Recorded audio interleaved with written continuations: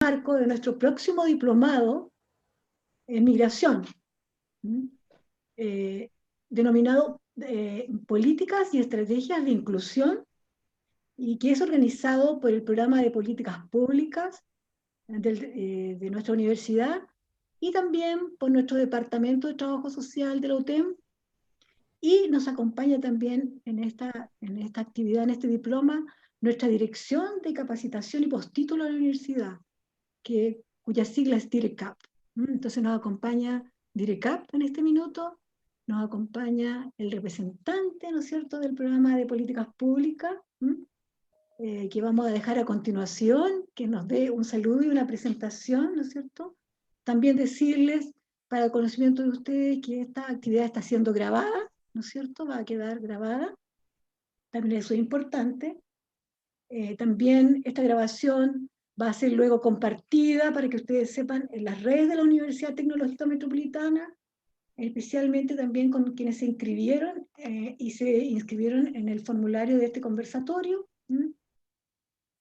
Durante este conversatorio vamos a tener la modalidad de 2 presentaciones, ¿no es cierto? Y también vamos a tener el sistema de consultas a través del chat. Entonces ustedes van a poder hacer sus consultas luego de las presentaciones a través del chat, y también van a poder pedir la palabra, ¿no? Porque hay una serie ahora de posibilidades de pedir la palabra a través de este sistema en que nos estamos ya más familiarizando por este segundo año, en que nos estamos relacionando a través de este sistema, ¿no es cierto?, de la telemática, ¿no?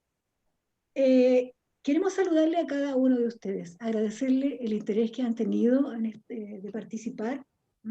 También decir que aquí nos acompañan diversas personas, autoridades de la universidad, también académicos, ¿no es cierto?, de la universidad. También nos acompaña en este minuto, y ustedes están viendo, don Leonardo Gatica. Leonardo Gatica, que se va a dirigir a continuación, es el académico de larga trayectoria en nuestra universidad. Hemos trabajado juntos, ¿no es cierto? Yo desde el Departamento de Trabajo Social, él desde el programa de Políticas Públicas, y él nos va a presentar, ¿no es cierto? Él es el director del programa de Políticas Públicas y tiene un saludo para ustedes, ¿no es cierto?, en que va a poder destacar las razones que nos motivaron, ¿no es cierto?, a preparar este conversatorio. Adelante, Leonardo, por favor. Gracias, Julia.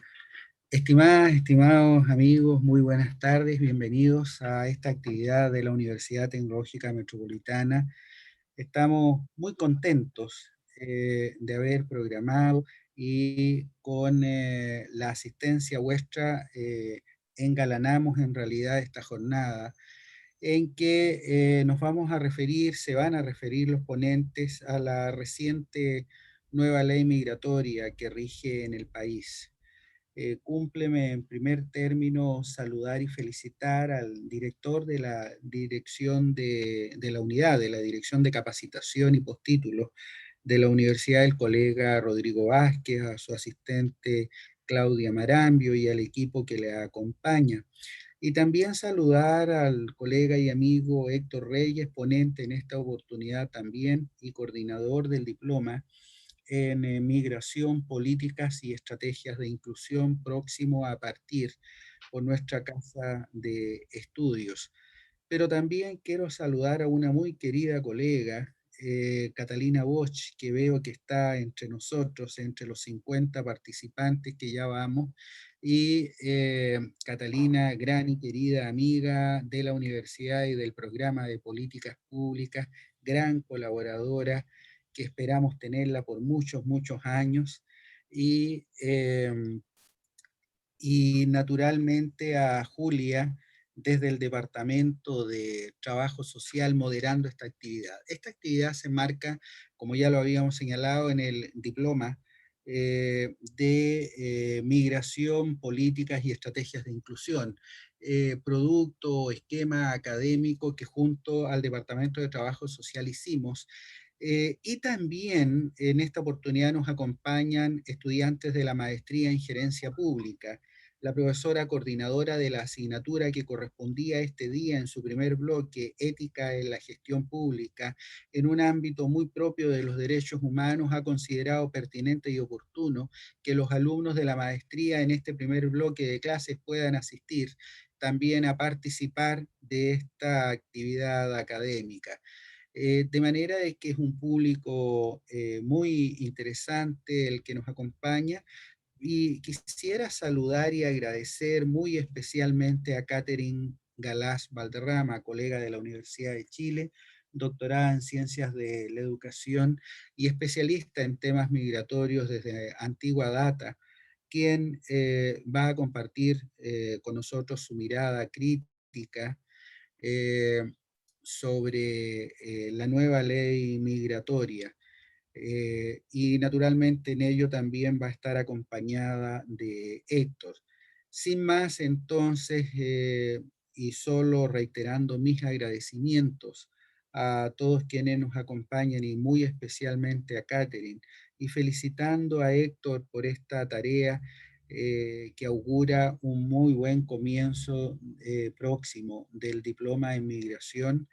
Les saludo y espero que podamos sacar muy buen provecho de esta actividad académica, actividades que ya son reiteradas en nuestra casa de estudio, y nos encanta efectivamente participar en estos procesos de discusión contingentes. Así las cosas, sean todas y todos muy bienvenidos. Gracias, Julia. Gracias por tu palabra, Leonardo, ¿no es cierto? Agradecemos tu presencia y las palabras que nos has entregado. Ahora vamos directamente a las presentaciones de los ponencistas. Quien primero va a exponer, ¿no es cierto?, es nuestro estimado y querido colega, trabajador social, don Héctor Reyes Chacana. Héctor se formó en nuestra casa de estudio, ¿no?, en nuestra escuela de trabajo social, la Escuela de Trabajo Social de la UTEM. Él tiene su grado de magíster y ha trabajado en estas materias que hoy día él va a exponer, ¿no es cierto? Tiene una experiencia de investigación y desarrollo en esta materia. Además, Héctor ahora ha asumido la labor de la coordinación de docente del Diplomado en Migración, de Políticas y Estrategias de Inclusión, y en esta ocasión él se va a referir al tema sobre aspectos prácticos de la nueva ley de migraciones, ¿no es cierto? Él nos conversaba que tiene algunos aspectos referidos a las características principales que tiene esta ley y la implicancia en la gestión de las migraciones. Adelante, Héctor, ¿no es cierto?, para tu presentación. Bueno, gracias Julia, Leonardo y bueno, y Catherine también en particular por acompañarnos esta tarde.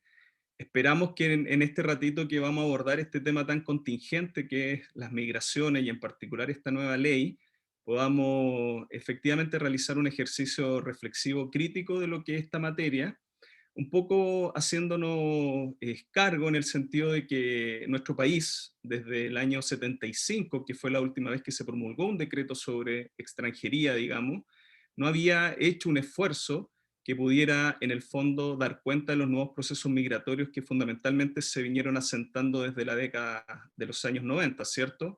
Y que en particular en el siglo XXI ya y desde la década del 2010, por decirlo en adelante, se ha ido diversificando, se ha ido engrosando y se ha ido claramente transformando, digamos, en una realidad en nuestro país y respecto a la cual las leyes y las normas no se habían actualizado.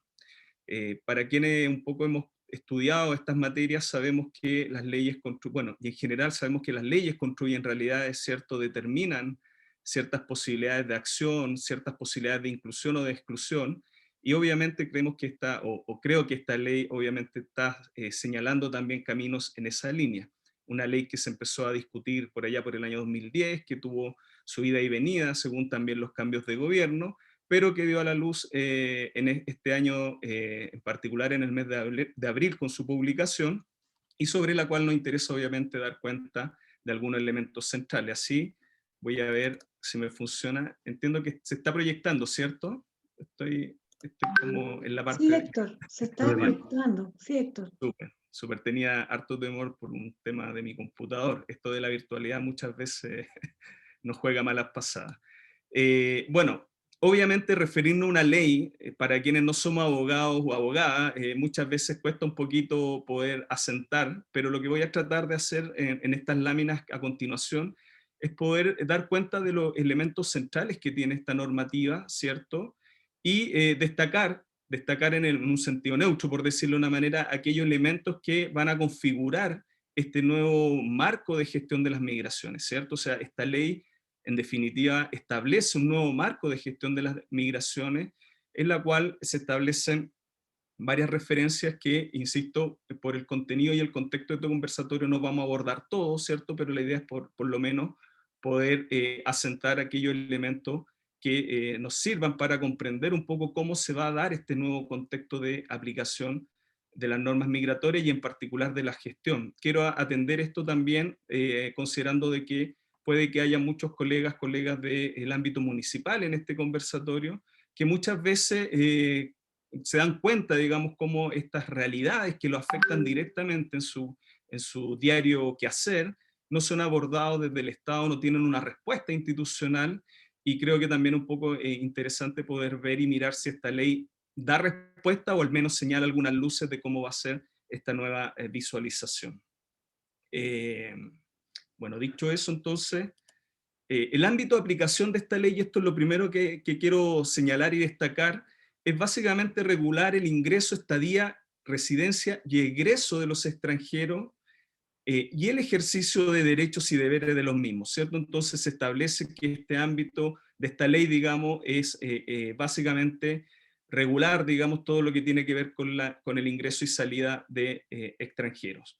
También, por otro lado, que un elemento que se incorpora, digamos, dice relación con regular materias relacionadas con la vinculación y el retorno de chilenas residentes en el extranjero, ¿cierto? Entonces, esta ley también incorpora un acápite, digamos, un título en el cual se hace cargo un poco de un tema que efectivamente desde hace muchos años se venía trabajando a partir de ciertas entidades gubernamentales y que tiene que ver con nuestros compatriotas en el extranjero. Bueno, dentro de los principios centrales respecto a los cuales se basa la ley, ¿cierto? Y aquí quiero detenerme centralmente porque en el fondo contextualiza un poco el devenir de lo que es este nuevo marco de regulación de las migraciones. Hay varios artículos que hacen referencia un poco a las obligaciones que el Estado digamos, instala respecto a ciertas protecciones en el ámbito de los derechos de las personas migrantes y por ende las quiero poner aquí a disposición. Por un lado, en el artículo 3 se plantea que el Estado deberá proteger y respetar los derechos humanos de las personas extranjeras que se encuentren en Chile, sin importar su condición migratoria. ¿Cierto? Aquí hay un elemento que al menos está establecido en la ley, que obviamente es un elemento que ha generado y tiene muchas miradas respecto a esta implicancia. Por otro lado, también señala esta ley, digamos, que el Estado va a hacer todos los esfuerzos hasta el máximo de los recursos disponibles respecto a abordar, digamos, los derechos económicos, sociales y culturales de las personas extranjeras en nuestro país. Hay que decir que esta ley obviamente establece varias definiciones respecto a lo que se entiende por extranjero, y ahí, o a una definición a lo que se entiende por extranjero o extranjera, y en ese sentido hay que decirlo, para efecto de una mejor comprensión, que se entiende de toda persona no residente en el país de Chile que ingresa a nuestro país independiente de la condición en la cual está en este ingreso, digamos, está en este país, ¿cierto?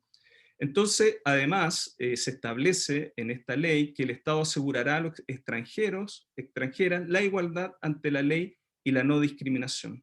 Esto es un elemento igual, quiero señalar un poco importante porque se hace todo un desarrollo de lo que implica la no discriminación, ¿cierto? Se recoge dentro de la ley lo que implicaría esta idea de la no discriminación. Bueno, también se establece que el Estado va a adoptar todas las medidas administrativas, legislativas y judiciales a fin de proteger a los niños, niñas y adolescentes migrantes, y también en la lógica de independiente de su condición migratoria, ¿cierto? E independiente también de quién es la persona que está a cargo, ya sea el padre, madre o tutor designado de este menor, independiente de la condición de esa persona, en el fondo el Estado va a garantizar los derechos de niños y niñas, adolescentes, independiente de su condición migratoria. Por otro lado también, y creo que esto es bien relevante también para efecto de quienes gestionan las migraciones y tienen en el día a día en el trato, digamos, con los migrantes, se establece el procedimiento migratorio informado. ¿Qué quiere decir esto? Que el Estado se establece como un deber proporcionar toda la información de manera íntegra, oportuna y eficaz a las personas migrantes en cuanto a sus derechos, deberes, requisitos y procedimientos para su admisión, estadía y egreso del país, y cualquier otra información relevante, y aquí viene algo llamativo, por eso lo remarqué, en idioma español, inglés y lenguaje de señas. ¿Ya? Ahí hay un elemento, lo señalo, si bien la misma ley desarrolla que a partir de la Política Nacional de Migraciones, que vamos a ver un poquito más adelante, se podrán ir incorporando nuevos idiomas, ¿cierto?, dentro de lo que implicaría como deber del Estado de entregar adecuada información. Es decir, se establece que el Estado sí o sí deberá tener, digamos, información disponible en español, inglés y lenguaje de señas. Por otro lado, se plantea el Estado, la integración e inclusión, por cuanto el Estado reconocerá y respetará distintas culturas, tradiciones, creencias y religiones.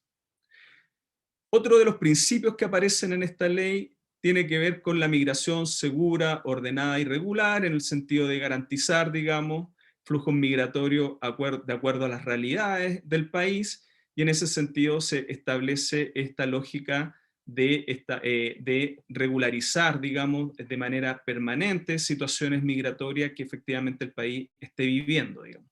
Por otro lado, se reconoce el valor de la migración para el Estado, ¿cierto? Por cuanto se valora, digamos, la contribución de las personas migrantes respecto al desarrollo económico, social, político y cultural. Y por último, se establece, y esto también un elemento, al menos que en la ley quedó de esa forma, la no criminalización en el sentido de que, y lo dice explícitamente, la migración irregular no es constitutiva de delito.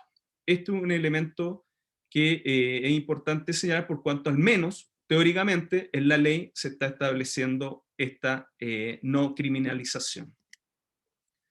Por otro lado, bueno, se establecen derechos y obligaciones para las personas extranjeras, se habla de que chilenos, chilenas o extranjeros, extranjeras, perdón, van a tener una igualdad de derechos y obligaciones, en orden, por ejemplo, a los derechos laborales, todo el empleador deberá cumplir con sus obligaciones legales en materia laboral, sin perjuicio de la condición migratoria regular del extranjero contratado. Aquí hay un dato también que lo quería resaltar por cuanto al menos, insisto, en términos de la ley se establece esta idea.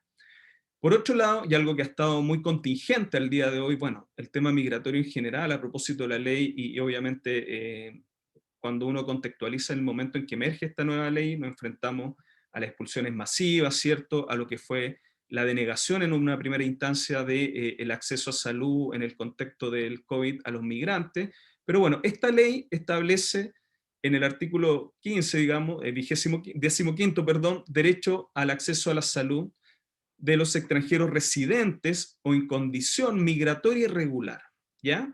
Ya sea en calidad de titulares o independientes. Es decir, todos los extranjeros residentes, ya sea en condición de residencia temporal o definitiva, y las personas en condición, los migrantes en condición migratoria regular, van a poder tener, digamos, acceso a la salud conforme, ya lo quiero destacar, a los requisitos que la autoridad de salud establezca, ¿cierto? Sin embargo, y esto también es importante a la luz de lo que nos ha afectado en este periodo con la pandemia mundial, ¿cierto? Se establece que los extranjeros también, todos y todas, independiente de su condición, sí van a estar afectos a las acciones de salud establecidas en conformidad al Código Sanitario en resguardo de la salud pública. Es decir, todos los extranjeros, extranjeras, residentes en nuestro país, independiente de esa condición, debieran acceder, digamos, a las acciones de salud pública. Por ende, y aquí me salgo un poco mi rol, pero efectivamente en el caso de la vacunación COVID, que ha sido producto de alguna discusión, bajo esta ley todos deben tener acceso a esa vacunación. Por otro lado, se establece el acceso a la seguridad social y beneficios de cargo fiscal. Esto en igualdad de derechos y obligaciones de los compatriotas. Aquí, si nos vamos a uno de los ámbitos de mayor preocupación que tiene que ver con el acceso muchas veces de las personas migrantes a los beneficios fiscales cuando hay situaciones o contingencias como es la pandemia que muchas veces no posibilita el desarrollo laboral o el acceso a ingresos, aquí se establece que los migrantes podrán tener acceso a estas transferencias, por ejemplo, monetarias directas o indirectas, siempre y cuando exista una permanencia mínima de igual o mayor a 24 meses, ¿cierto? Entonces, se establece el acceso a seguridad social, se establece el acceso a prestaciones del Estado, por ejemplo, los bonos, las transferencias monetarias que realizan el Estado para grupos vulnerables, pero siempre y cuando, digamos, y aquí se establece sí este requisito, haya una permanencia igual o superior a 24 meses. Sin embargo, se establece igual dentro de la norma el que pueda existir la posibilidad, que eso lo determina, digamos, la autoridad, de poder entregar estos beneficios según haya también una ocurrencia de una situación que implique, digamos, la imposibilidad de acceder a recursos por parte de las personas, siempre y cuando, digamos, igual se establece un criterio de que al menos las personas migrantes deban tener un año de residencia en nuestro país, temporal o definitiva, ¿ya? Por otro lado también, algo que ya se venía realizando, pero aquí queda, digamos, básicamente plasmado dentro de la ley, el acceso a la educación, se va a garantizar todo el acceso a educación preescolar, básica y media a los extranjeros menores de edad, independiente de su condición migratoria irregular o de cualquier condición en la cual estén sus padres o madre o el cuidador, ¿cierto? Y además se establece que los extranjeros podrán acceder a las instituciones de educación superior y optar a la gratuidad universitaria, ¿cierto? Aquí sí se establece que los extranjeros obviamente deberán tener cédula de identidad nacional, y para eso obviamente se establece que quienes podrán optar a esas cédulas serán las personas que estén en trámite de su permiso de residencia temporal o que estén ya con una residencia definitiva propiamente tal, los cuales pueden solicitar al registro civil cédula de identidad, ¿cierto? Por otro lado, se establece, y a propósito aquí que hay muchas colegas del mundo universitario, que los establecimientos educacionales que reciban aportes del Estado deberán brindar información necesaria para el adecuado ejercicio de estos derechos. Es decir, se implica, digamos, que las instituciones de educación deban entregar, digamos, información adecuada. Bueno, también se establece el derecho de acceso a la vivienda propia. Yo voy a ir avanzando para no extenderme mucho en el tiempo. El derecho a la reunificación familiar. Obviamente el derecho de acceso a la vivienda tiene que ver básicamente con los extranjeros titulares que tengan residencia definitiva, ¿cierto? Y lo digo porque efectivamente esa es una de las materias también de controversia, porque hoy día uno de los temas tiene que ver con cuánto demora ese proceso de adquisición de ciudadanía o de residencia definitiva, que obviamente genera imposibilidad de acceder a esta vivienda propia. Hoy día, con los cambios en las categorías migratorias, ¿cierto?, en los temas de residencia, se simplifica el poder acceder a la residencia definitiva, lo cual le daría, obviamente, la posibilidad de acceder a esta vivienda propia. Por otro lado, otro de los campos en que se ejerce este derecho a la protección se plasma en la construcción de esta Política Nacional de Migración y Extranjería, que queda establecida en la ley, en la cual se señala que nuestra autoridad máxima podrá, digamos, definir la política tomando en consideración, esto es bien importante, tomando en consideración realidad local, social, cultural, económica, demográfica y laboral del país, respeto y promoción de derechos humanos del migrante, integración e inclusión de migrantes, contribución de la migración al desarrollo económico, social, económico y cultural del país, evaluación de programas sociales ejecutadas por las municipalidades que tengan repercusión en la población migrante y mantenimiento de altos índices de regularidad de la población migrante. No puse aquí todos estos criterios, todas estas consideraciones, pero quiero básicamente resaltar, por ejemplo, que en teoría esta política debiera reconocer las realidades locales, ¿cierto? Y por otro lado, debiera también tomar en consideración las distintas acciones, programas sociales que han ido ejecutando las municipalidades, y ahí, bueno, entrar en otro debate respecto a cómo ha sido este trabajo con los municipios, que al menos en el último tiempo ha sido bastante precario y con bastante poco apoyo y orientación por parte del Estado. Entonces, en esa lógica, un poco uno se pregunta, y no quiero ponerme en el rol de lo crítico, pero uno se pregunta efectivamente esta evaluación, cómo se va a desarrollar y en base a qué programa, cuando el Estado está un poco ausente en esta línea. Por otro lado, en el ámbito de las categorías migratorias, no voy a entrar profusamente en relación al tiempo, simplemente señalar que hoy día se aglutinan en dos grandes categoría de residencias temporal, residencias definitivas, ¿cierto? En términos de poder, y desde ahí definir ciertas subcategorías que van a, entre comillas, entregar la posibilidad de que las personas que ingresen al país puedan optar en un periodo de tiempo a la residencia definitiva. Pero sí me interesa señalar, más en lo práctico, que el hecho de poder optar, o el hecho de tener ya la residencia temporal, estar actuando, digamos, en la lógica de poder optar, digamos, a la residencia definitiva, le da la posibilidad que la persona migrante pueda solicitar la cédula de identidad ante el Servicio de Registro Civil e Identificación, dentro de un plazo de 30 días, contada desde la entrada en vigencia del permiso de residencia. Es decir, las personas que solicitan, inician su trámite de residencia temporal, van a poder optar a esta cédula de identidad. Lo mismo en el caso de las personas que tengan, digamos, alguna relación con instituciones del Estado, organismos previsionales de salud privada o establecimientos de salud privada, de educación pública, van a poder, a través de estos organismos, solicitar el rol único nacional a fin de poder agilizar todos estos procesos de desarrollo en estos distintos ámbitos. Por otro lado, también es importante señalar que la acreditación de residencia, que es un elemento también bien complejo, hoy día, según esta normativa, estará ratificada básicamente en la cédula de identidad vigente. ¿Qué quiere decir esto? Que cualquier persona extranjera, migrante, que tenga su cédula de identidad vigente será suficiente, digamos, para acreditar residencia. Y por otro lado también se establece una obligación, en el caso de las personas con residencia temporal, de informar sus cambios de domicilio al Servicio Nacional de Migraciones, que lo vamos a ver más adelante, que uno de los organismos que se crea en esta nueva ley en términos de la gestión migratoria. Bueno, avanzando rápidamente, también se establece una obligación a nivel, obviamente, de los empleadores en el ámbito laboral, y por otro lado, ahí se señala básicamente que se podrá emplear a extranjeros que estén en posesión de alguno de los permisos de residencia o permanencia que habilite para trabajar, o a quienes se encuentren debidamente autorizados.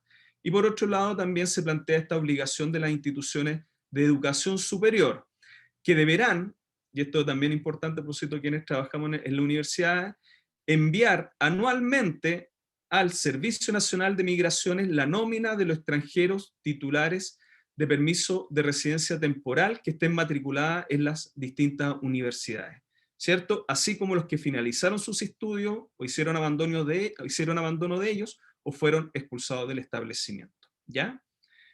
Otro tema que es bien interesante por cuanto también genera harta consulta tiene que ver con el reconocimiento, convalidación y revalidación de títulos profesionales y técnicos obtenidos en el extranjero. Y aquí básicamente me quiero remitir al artículo 143, que en el fondo amplía hoy día la posibilidad de acceder a este reconocimiento de convalidación y revalidación de títulos, por cuanto quita, digamos, un poco la exclusividad que tenía en este caso la Universidad de Chile para hacer ese proceso, y la amplía a todas las universidades del Estado que teniendo más de 5 años de acreditación van a poder, digamos, optar a generar estos procesos de reconocimiento, convalidación y revalidación de títulos.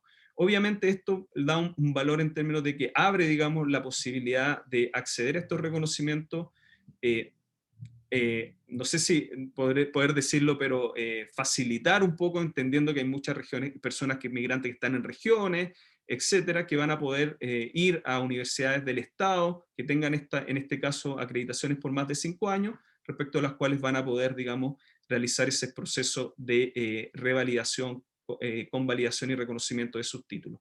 En el caso de los títulos técnicos, aquí se abre, digamos, el campo de la revalidación básicamente a instituciones que sean preferentemente estatales o de reconocida trayectoria, que cuenten con 5 años o más de acreditación, ¿cierto? Entonces abre un poco también el campo, y aquí sí abre la posibilidad de que instituciones del mundo privado, ¿cierto?, también puedan ejercer este rol en representación del Estado.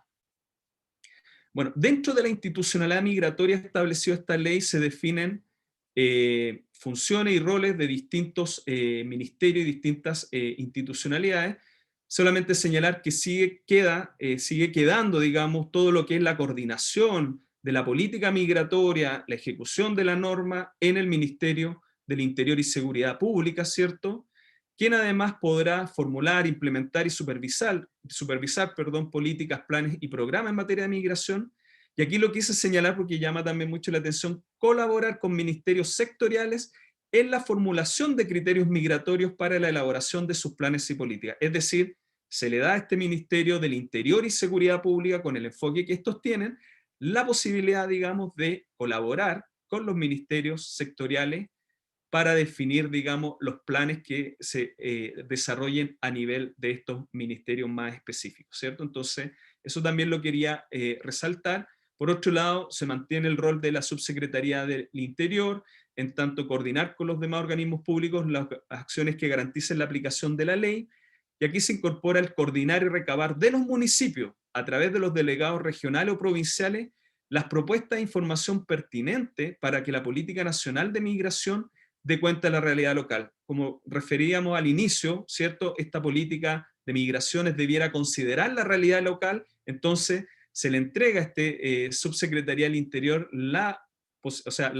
el mandato, digamos, para que en el fondo sea ella la que coordine y recabe la información desde los organismos locales, desde los municipios. Y también lo mismo, considerando que hoy día estamos viviendo un proceso de descentralización con elección de gobiernos regionales, se establece que esta subsecretaría también va a coordinar y recabar con estos gobiernos regionales propuesta e información pertinente para la política nacional de migración. Por otro lado, como hemos señalado, y aquí cumple un rol muy relevante, el Servicio Nacional de Migraciones, que en cierta medida que reemplaza el Departamento de Extranjería y Migraciones actualmente vigente, y que en el fondo es el servicio que va a estar a cargo de llevar a cabo la política nacional de migración y extranjería y todas las acciones, plan y programas necesarios para esa ejecución. Va a ser el encargado, obviamente, de recopilar, analizar toda la información relevante sobre el tema de las migraciones en el país, va a elaborar y desarrollar programas orientados a difundir y promover los derechos y obligaciones de los extranjeros. Esto es importante porque este es un tema también que, al menos aquí queda explícito, la necesidad de desarrollar estos programas, ¿cierto?, que difundan y promuevan los derechos y obligaciones de los extranjeros, de las personas migrantes, y por otro lado va a ejecutar mecanismos de regularización de extranjeros. Todo esto en conformidad a los lineamientos que se establezcan en las políticas nacionales. Y por último, quise señalar como un tema relevante este Servicio Nacional de Migraciones, el que se gestionen, digamos, el que va a estar a cargo de la construcción, gestión, mantención del Registro Nacional de Extranjeros. Este va a ser un registro que en el fondo va a dar cuenta de todas las personas migrantes existentes en el país con sus distintas categorías de residencia, ocupación, y que en el fondo va a llevar, digamos, un poco, entre comillas, este registro como una manera de tener, digamos, mayor control, digamos, sobre la población migrante en nuestro país. Y por último, dentro de la institucionalidad migratoria aparece el Consejo de Política Migratoria, que tiene entre sus funciones principales asesorar la formulación de la Política Nacional de Migraciones, todo lo que es evaluación, seguimiento de los planes sectoriales y efectuar recomendaciones respecto a materias migratorias de organismos públicos. Va a ser presidido por el Ministerio del Interior, va a estar conformado por Relaciones Exteriores, Hacienda, Justicia y Derecho Humano, Desarrollo Social y Familia, Salud y Ministerio del Trabajo y Seguridad Social. Aquí lo relevante es que este consejo va a tener básicamente un rol de asesor, que es la formulación de la política nacional de migraciones, además que va a poder, entre comillas, supervisar su ejecución, y si no está el ministro del Interior, quien se hará cargo, digamos, o quien presidirá este consejo será el Ministerio de Relaciones Exteriores, y así de manera descendiente, según los que están mencionados acá, ahí cada uno saque sus propias conclusiones respecto a la relevancia que tienen los distintos ministerios y el foco de este consejo. Y además, y esto es importante para el mundo municipal que nos pueda estar acompañando, se van a integrar a este Consejo de Política Migratoria las representantes de las asociaciones de municipalidades más representativas en el país, ¿cierto? Básicamente con derecho a voz simplemente, ¿cierto? O sea, van a poder participar, ser parte de las discusiones, pero no van a poder, entre comillas, votar, solamente van a tener un derecho a voz. Y por último, y aquí sí ya termino, que me he excedido bastante parece, otras disposiciones que quería mencionar y que básicamente tienen que ver con que se establece dentro de los artículos transitorios, en el artículo 8º, el que los extranjeros que hubieran ingresado por paso habilitado antes del 18 de marzo o hasta el 18 de marzo del 2020 y se encuentren en situación migratoria irregular, podrán, dentro del plazo de 180 días de publicada la ley, solicitar una visa de residencia temporal, ¿cierto? Y por otro lado, se va a autorizar el egreso del país de aquellos extranjeros que hubiesen ingresado al país por paso no habilitado, sin estar, digamos, afecto a ninguna multa, a ninguna sanción migratoria. Esto es parte de los artículos transitorios. Bueno, como les señalaba, hablar de una ley en general no es tan fácil. Quería básicamente destacar algunos de los elementos que considero relevantes a la hora de poder discutir y mirar esta nueva ley de migraciones. Obviamente aquí hay muchos temas que están más plasmados y desarrollados en la ley respecto a las categorías migratorias y todas las componentes que tiene aquello, todo lo que significa hoy día las situaciones de expulsión, ¿cierto? Que están nuestros hermanos migrantes expuestos, digamos, y en esa lógica es que queríamos, básicamente, insisto, mostrar aquellos elementos más prácticos o más funcionales a lo que significa hoy día la aplicación de esta normativa. Muchas gracias, espero sea y efectivamente haya servido para armarse una mirada general de esta nueva ley de migraciones. Gracias. Muchas gracias, Héctor. Como dicen nuestros colegas que están escribiendo, muy interesante, ya pusieron ya alcancé a ver uno de los mensajes, ¿no es cierto? Dice, muy interesante y clara la exposición. Es una primera devolución que te damos, Héctor. Entonces, agradecidos por la exposición del profesor, ¿no es cierto? Ha sido extensa y ha hecho un gran recorrido por los artículos y nos han quedado claros los principios fundamentales, ¿no es cierto?, de la ley, ¿ya? Entonces, vamos ahora a la segunda presentación. La segunda presentación está a cargo de la profesora Catherine Galaz. Catherine es académica de la Facultad de Ciencias Sociales de la Universidad de Chile, coordina el grupo de trabajo de Claxo, Migraciones Sur-Sur. Catherine es licenciada en Comunicación Social, magíster en Políticas Sociales y Gestión Local de la Universidad de Arte y Ciencias Sociales ARCIS, y también doctora en Ciencias de la Educación de la Universidad Autónoma de Barcelona. En esta ocasión, Catherine se referirá a la nueva ley de migraciones desde una mirada crítica y desde la perspectiva de los derechos humanos de las personas migrantes. Adelante, Catherine, con tu presentación. Gracias. Bueno, gracias a Héctor y a las autoridades por la invitación.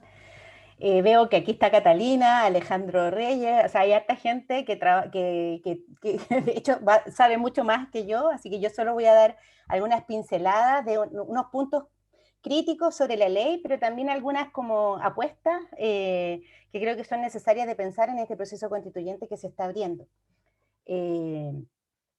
Así que bueno, eso. Voy a empezar a compartir. Por lo tanto, lo que planteo es eso, ¿no? Algunos aspectos más controversiales, creo que el compañero fue un poco más positivo respecto a la ley. Yo voy a intentar dar algunas visiones más críticas sobre esta ley y sobre la perspectiva que se han ido trabajando. Primero, una perspectiva más general, señalar que las trayectorias migrantes actuales no son como otros tiempos, están imbricadas en procesos de desigualdad geopolítica que incluyen procesos de inclusión y exclusión, y que hacen, sobre todo, procesos de exclusión que hacen difícil que se les pueda considerar muchas veces en los marcos nacionalistas como el chileno, como ciudadanía legítima, ¿ya? Actualmente en Chile hay más de 1,5 millones de personas que son de origen extranjero, que son residentes permanentes, y en los últimos años se han diversificado países de origen y se han distribuido por distintas regiones. O sea, ya no está tan concentrada como era hace unos 5 o 7 años, sino que se ha ido diversificando. Lo que quiero poner atención es que las fronteras físicas del Estado también tienen una estructuración simbólica, ¿no? Generan muros que en el fondo dificulta el goce de derechos en plenitud, y eso se va estableciendo tanto normativamente como discursivamente. O sea, no solo es una cosa simbólica, sino que también material, ¿no? Y esto se va señalando como, yo creo, o es mi opinión, y de varios críticos de la ley, es que esta ley lo que está haciendo es estableciendo requisitos de priorización nacional y de jerarquías de ciudadanía. ¿no?, al interior de nuestro país. Y por lo tanto vamos a tener en un tiempo más diferentes estados de ciudadanía de primera, de segunda, de tercera categoría, sin la posibilidad efectiva de derecho en términos igualitarios. Por otra parte de los antecedentes es que en Chile existe una visión muy restrictiva de participación, ¿no?, de las personas extranjeras. A nivel de votación, solamente pueden votar las personas que tienen 5 años de residencia, y tampoco pueden ser representantes para ser electos o electas, si es que no asumen la nacionalidad. La participación en un sentido amplio, desde el ámbito más comunitario, vecinal, sindical, incluso partidista, incluso en las manifestaciones públicas, generalmente es muy criticada, ¿no?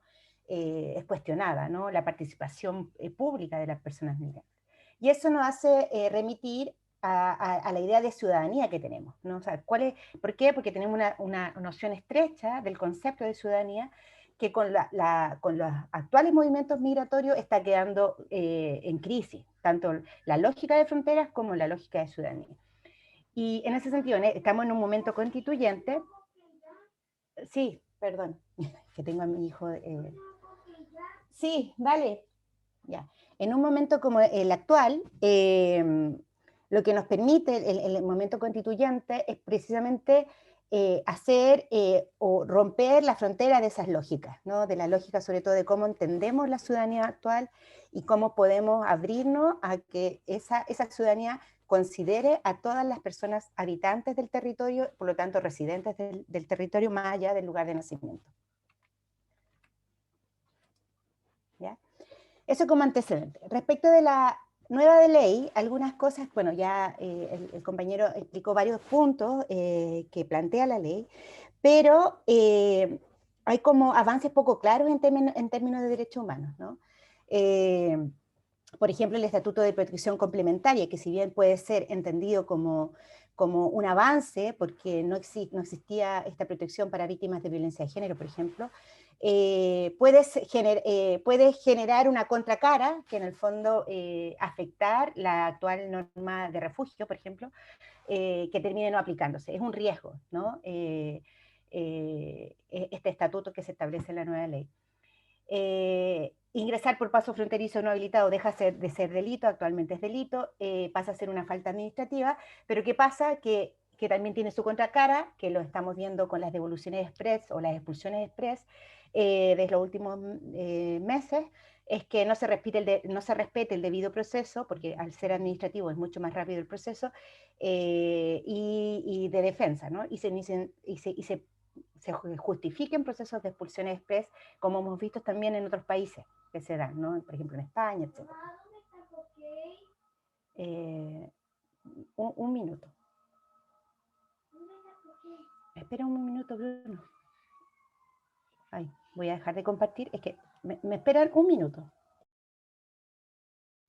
No te preocupes, Catherine está en este minuto en etapa de maternidad, ¿no? Está maternando a su hijo, ¿no? Sí. Estoy sola ahora y no logré conseguir un apoyo, pero bueno, estoy ahora en esto. Entonces, en términos laborales, el compañero también explicaba, se plantea, ¿no?, el tema de la no discriminación laboral por estatuto regular, o en situación incluso se plantea que en situación regular no se va a poder discriminar laboralmente, pero a la vez se establecen sanciones a empleadoras, empleadores, trabajadoras y trabajadores, si es que en el fondo están en situación irregular. Entonces ahí hay una contradicción. Y en lo social, las personas en situación irregular no podrán acceder a prestaciones de protección social, ¿no?, por estar en esa situación. Y en salud y en educación se consagran, o sea, todo lo que habló Héctor, en salud y educación se consagran normas administrativas que con el tiempo se han ido ya estableciendo. Entonces, tampoco es que sean tan de avanzadas, sino que cada cartera ha ido desarrollando de acuerdo a las mismas presiones de los movimientos sociales, diría yo, las normativas, ¿no? Voy a invisibilizar esto porque no me deja ver. Ahí está. Hay que decir que el modelo, esto lo voy a pasar por arriba porque ya lo explicó un poco el Héctor, el modelo es centralizado, depende de las gobernaciones en regiones y del Departamento de Extranjería e Inmigración en la región metropolitana. El modelo de Chile era bastante común en cuanto a la gestión migratoria, y está centrado en la idea laboral, del mercado laboral y de ordenar el mercado laboral. Por lo tanto, en ese sentido, todos los planteamientos normativos están muy en función del mercado, ¿ya? El sistema de visas, actualmente, hasta antes de la ley, era internacional, se gestionaba al interior de la ley, y obviamente, y acá existen muchas experiencias que pueden demostrar que es altamente burocrático, pero que igual tenía ventanas por donde poder revertir algunas problemáticas administrativas. No me avanza ahora. ¿Cómo avanza? Ahí. ¿Qué pasa con la nueva ley? Que se consagra un sistema de visas consulares, eso quiere decir que se traslada la frontera a los países, y ya voy a detenerme más adelante en este punto. Se crea lo que explicó Héctor, el Servicio Nacional y el Consejo Técnico, que va a definir un poco los criterios, aún no se sabe muy bien cómo. La admisibilidad de las postulaciones serán originadas en Chile y definidas en territorio internacional por las embajadas y los consulados. Y habrán 4 como categorías, ¿no? Que fueran la permanencia transitoria, que cambia un poco la lógica actual, ¿no? Son permanencia transitoria, residencias oficiales, residencias temporales y permanencias definitivas. Ay, perdón. Ya. Vale. ¿Qué es lo que en el fondo abrimos con el proceso constituyente, que creo que puede contrarrestar una visión bastante de control que establece la nueva ley?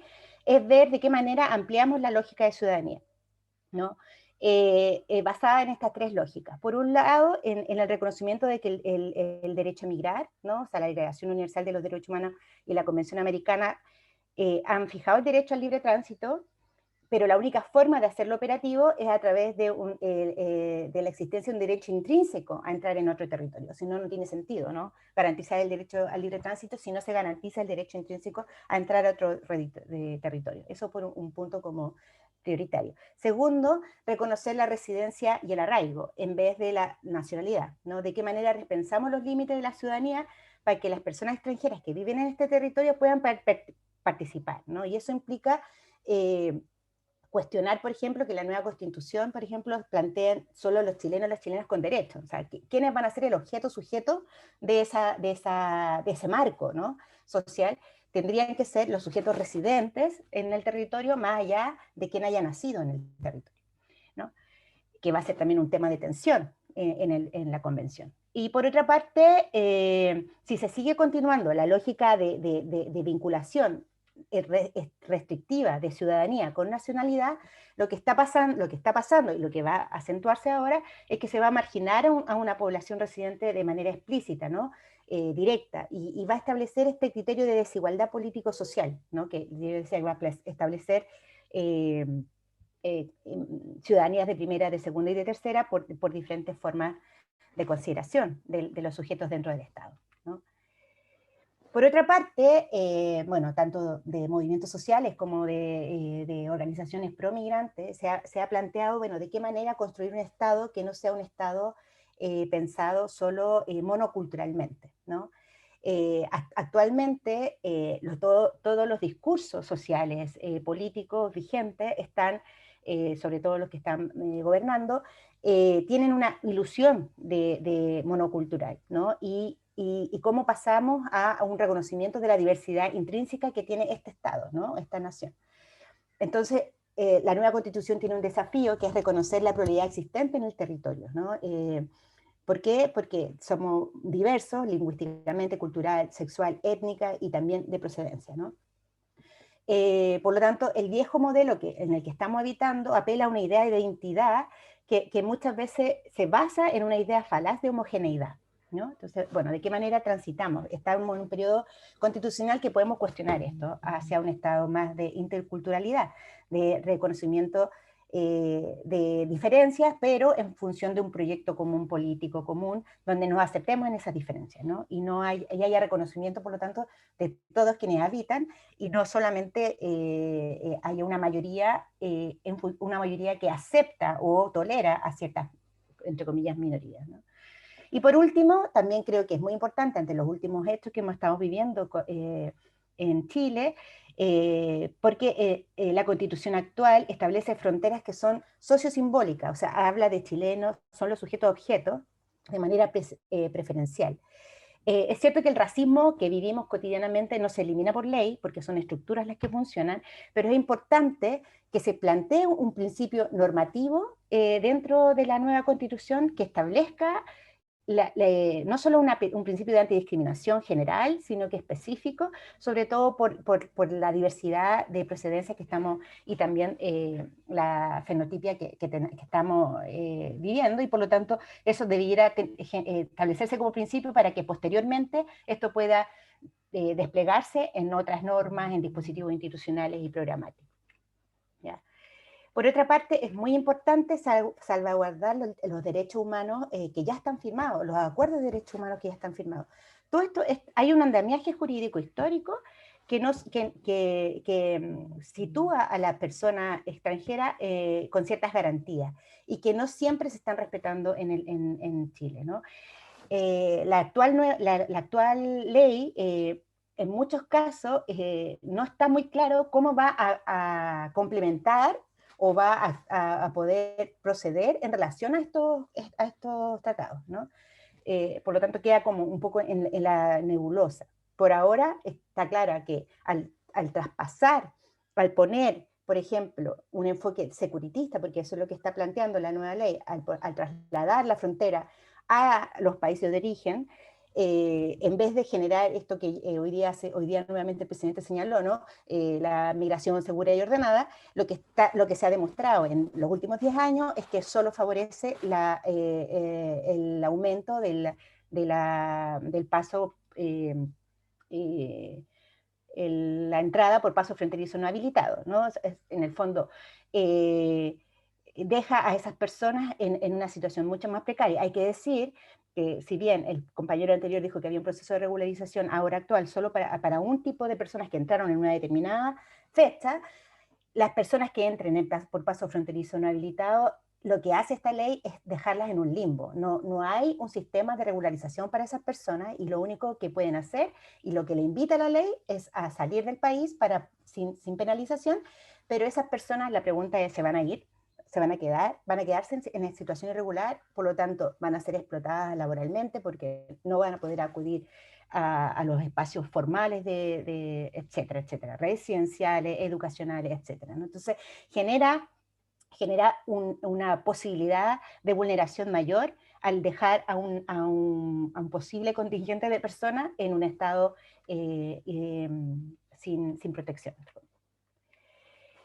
Para cerrar, hay que decir que la ciudadanía transnacional es un desafío que está haciendo para muchos estados, no solo para el chileno, pero que también implica abrir espacios de representación y de participación porque son parte ya de ser habitantes de este territorio, ¿no? La nueva Constitución va a explicitar los derechos, ¿no? Derechos básicos, salud, educación, vivienda, trabajo, participación política y económica, pero no puede pensarse en un único tipo de ciudadanía, ¿no? Nacional, sino también en todos quienes están residiendo, ¿no? Yo creo que en este proceso hay que agarrar el proceso constituyente, entre comillas, participar de alguna manera que se pueda establecer con las nuevas personas electas, de los territorios para tensionar precisamente la nueva ley, ¿no? Que se plantea desde un cuerpo jurídico muy selectivo, porque el hecho de trasladarse a origen las visas, lo que está haciendo es una política selectiva de quiénes van a entrar o quiénes no van a entrar, y qué perfiles van a entrar y qué países van a entrar, ¿no? Entonces, ahí hay un cuerpo jurídico selectivo, discriminatorio, y que refuerza este marco que ha venido instaurándose en Chile de seguridad nacional. O sea, en vez de modificarse hacia una lógica de derechos, que era la pretensión de los movimientos sociales cuando se participó en el anterior proyecto que no llegó a puerto, que hay que decir que también que no hubo voluntad política en el anterior gobierno por sacar esa propuesta adelante, que donde había sí mucha más participación de personas migrantes y de personas pro-migrantes, que tenía una idea de derechos humanos detrás, esta ley que está hecha sin la participación de los movimientos sociales, refuerza el marco de seguridad social que venía de la dictadura en realidad. La importancia, y por último, la importancia en este periodo de la participación plena de todas las comunidades que habitan el territorio, incluida la migrante y la afrodescendiente, que también es una gran deuda que quedó en esta convención respecto a los reconocimientos de todos los colectivos. Bueno, y quiero terminar con algo positivo. Esta es una feminista, una de las primeras feministas decoloniales que plantean que hay tantísimas fronteras que dividen a la gente, pero por cada frontera siempre existe un puente, ¿no? Entonces creo que hay que caminar hacia eso, hacia generar puentes de colaboración y de resistencia. Gracias. Muchas gracias, Catherine. Te agradecemos la presentación de los aspectos críticos, ¿no es cierto?, que tú nos has dado a conocer en esta presentación. Ahora les invitamos a ustedes, a cada uno de ustedes, ¿no es cierto?, cada uno y cada una de ustedes, ¿no es cierto?, a sus preguntas. Ya tenemos unas preguntas, ¿no es cierto?, en el chat. Vamos a empezar por una de las preguntas. También a quienes quieran también libremente dar alguna opinión, luego de algunas preguntas que vamos a leer que ya están en el chat. Dice, Natalie dice, mi pregunta es, ¿cuál sería el rol que tendría que tener la sociedad civil para ayudar o reforzar los derechos humanos de los extranjeros? Siendo que el Estado, de igual manera, segrega, sobre todo en tiempos de pandemia, donde algunos extranjeros podrán vacunarse solo si cumplen con los requisitos de residencia definitiva, por ejemplo. Entonces ella da el ejemplo actual, ¿no? Entonces, no sé si Catherine o Héctor o cualquiera de quienes están participando en este evento pudiera tener alguna opinión, alguna respuesta con respecto a cuál es el rol que tendría que tener la sociedad civil para el reforzamiento de los derechos humanos de los extranjeros. Esa es una primera consulta que hace Natalie, ¿ya? No sé, Catherine. Dale. No, algo muy breve. Bueno, aquí quizás también hay personas que son activistas y también podrían señalar algo, ¿no? Solo decir que creo que es fundamental. Es fundamental el rol que tiene la sociedad civil organizada y tanto promigrante como la migrante misma, ¿no? Las universidades también, yo siento que somos parte de la sociedad civil y creo que también deberíamos tener un rol ahí importante. ¿En qué sentido? En el sentido de ser críticos, ¿no? Y de poner, de presionar, por ejemplo, ¿no? O de establecer alianzas, ¿no? Para poder precisamente estar alerta a cómo se vulneran estos derechos. O sea, el hecho...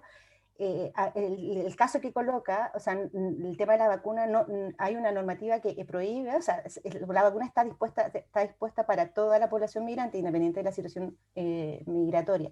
¿Qué es lo que está pasando entonces? Es que hay en los mandos, en los servicios más territoriales, algo está pasando, ¿no? En los profesionales que están detrás, porque la norma está. El tema es qué pasa, qué hay ahí que no se cumple, ¿no? Y yo creo que lo que hay ahí es esta visión de priorización nacional, de esta idea de que los chilenos deben tener más, o las chilenas debemos tener más derechos que la población migrante por el hecho de ser nacionales, a ciertos beneficios o a ciertos campos de acción, y eso traspasa también la acción de los profesionales y las profesionales.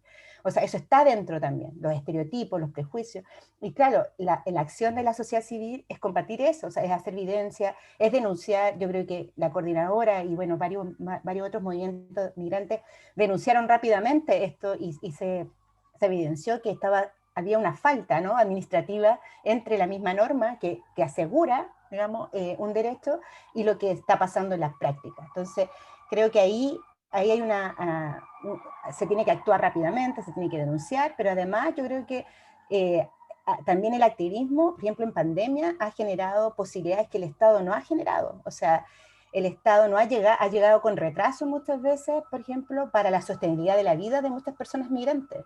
Entonces, tanto el Estado general como a veces algunos municipios, hay otros municipios que son más rápidos y tienen una sensibilidad migrante mucho más histórica, ¿no? Quilicura, aquí presente, por ejemplo, ¿no? O otros, pero pero también hay otros municipios que no es así, que se cerraron las puertas. Entonces creo que la articulación local y la articulación activista es muy importante, y también en función también con otras organizaciones civiles.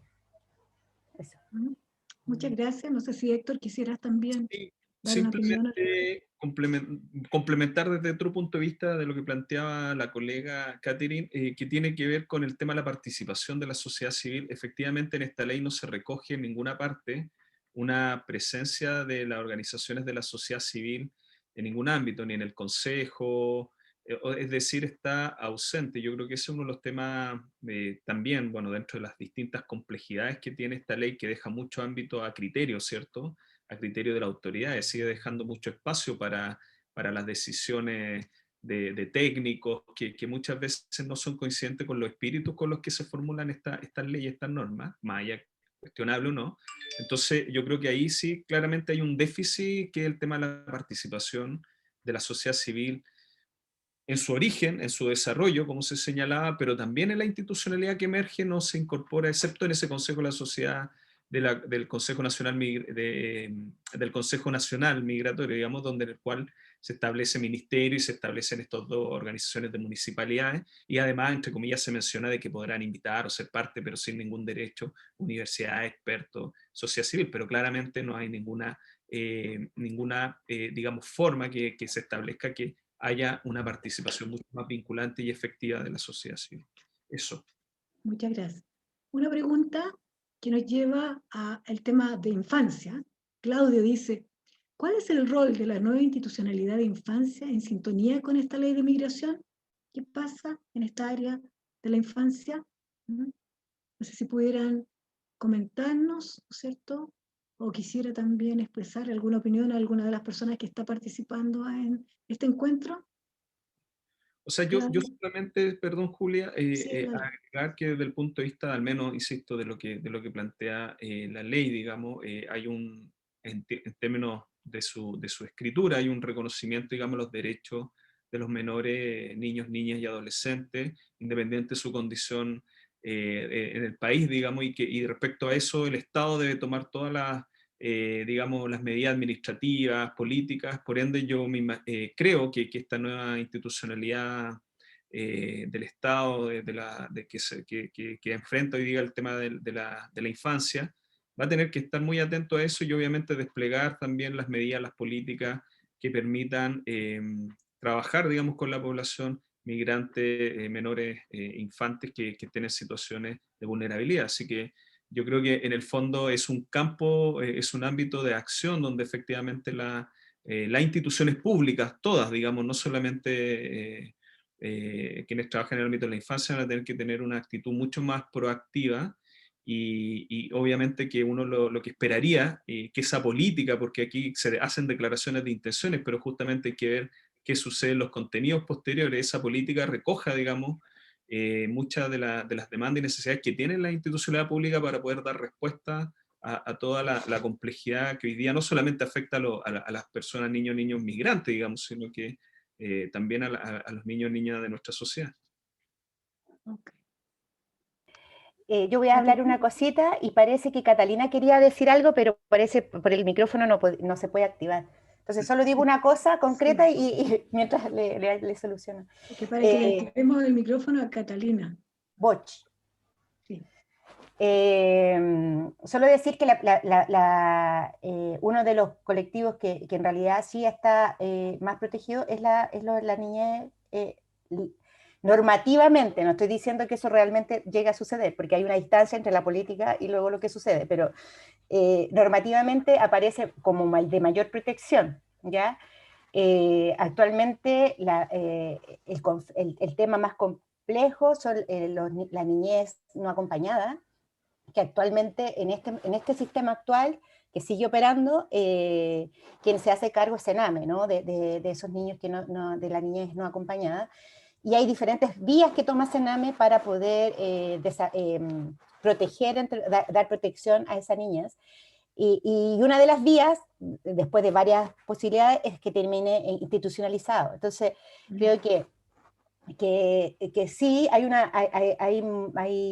también hay que tomar en cuenta la experiencia internacional, ¿no? De otros países que llevan más tiempo de migración y donde hay más niñez, ver cuáles son las dificultades que han tenido de compatibilizar las normas generales de niñez con una específica que tienen que ver con derechos de protección, sobre todo en casos de niñez no acompañada.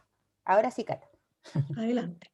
Sí, bueno, dada la invitación de Catherine, quería aceptar el uso del espacio un poquito para comentar. Bueno, yo tengo varias militancias, soy activista de organizaciones migrantes, de la Coordinadora Nacional de Inmigrantes, soy docente académica y profesional también, participo en varios proyectos en esta temática. Comentarle brevemente que esta ley, tal como comentaba Héctor, no solo desconoce la participación de las organizaciones migrantes post-ley, sino que en su construcción desconoció por completo las propuestas desde las organizaciones migrantes. Por lo tanto, la evaluación que hacemos como organizaciones migrantes es muy negativa, tanto en el contenido como en las propuestas. Cuesta además hacer una evaluación acabada porque todavía no sale el reglamento ni la política migratoria, y muchas de las cosas que salen en la ley se sostienen en base a justamente la política y el reglamento. Entonces, tanto Héctor como Catherine hicieron una aproximación fantástica desde lo que la ley es hasta acá y los reparos o inquietudes que nos produce. Comentarles también como dato interesante que cuando esta ley estaba saliendo del Congreso, fue imprescindible hacer un acuerdo con parlamentarios y parlamentarias que tenían sensibilidad con esto, y llevamos esta ley al Tribunal Constitucional. El propio Tribunal Constitucional en el mes de enero declaró de 13 artículos que presentamos en el requerimiento que habían 6 que eran inconstitucionales. Imagínense. Dentro de eso, a propósito de la pregunta que hace la compañera, estaba incluida la expulsión de niños migrantes del territorio nacional. Ese es el tenor de esta ley. Y a pesar de que en términos de declaración habla mucho de derechos, porque lo dice, que se va a ajustar a los derechos, en la práctica va a ser, en la práctica real de una familia compuesta por niños y padres, estos padres en condición de irregularidad, que no tienen ninguna posibilidad de regularizarse, que viven con el temor de ser expulsados, que no tienen derecho a nada. ¿Qué clase de derecho le estamos otorgando a esos niños y niñas? Que vayan a la escuela, que vayan al consultorio. Eso es simplemente cumplir con la Convención de los Derechos del Niño, que fue ratificada por el Estado de Chile. O sea, esta ley no está cumpliendo con nada más que con formalizar un piso imprescindible, y más bien es un retroceso en materia de derechos, porque las personas migrantes que antes entraban en condición de turistas podrían eventualmente después solicitar pasar a residencia temporal y posteriormente definitiva, y eso ya no se va a poder hacer.